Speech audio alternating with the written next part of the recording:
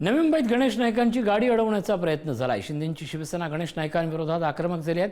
कार्यक्रम पत्रिकेच्या वादावरून शिवसेना आक्रमक झाली आहे। पालकमंत्र्यांचं नाव बघून राजशिष्टाचार डावलला गेला। शिवसैनिकांनी गणेश नाईकांना काळे झेंडे दाखवले।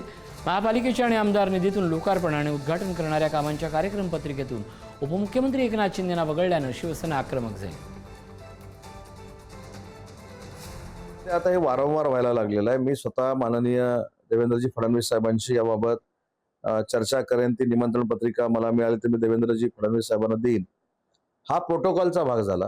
कुणाच्या तरी सांगण्यावरनं निमंत्रण पत्रिकेमध्ये नाव न टाकल्यामुळे त्यांच्या नेतृत्वावर काही फरक पडत नाही।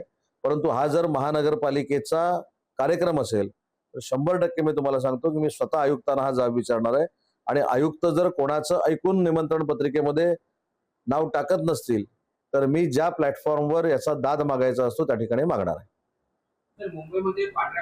दरम्यान नवी मुंबईतील या कार्यक्रमावर मंदा म्हात्रे यांनी देखील बहिष्कार टाकला। भाजप आमदार मंदा म्हात्रे यांनी धक्काबुक्कीचा आरोप केलाय। गणेश नाईकांच्या कार्यक्रमातून म्हात्रे तडकाफिडकी निघून गेल्यात। हा भाजपचा नसून नाईकांचा वैयक्तिक कार्यक्रम आहे। कार्यक्रमात हुकुमशाही सुरू असल्याचा गंभीर आरोप त्यांनी केला आहे।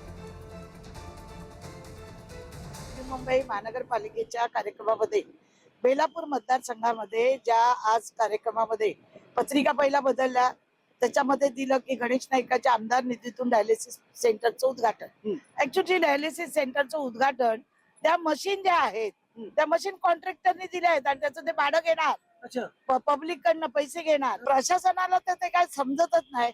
त्यांना तर व्यासपीठावर नालक बिलक शिव्या देतात।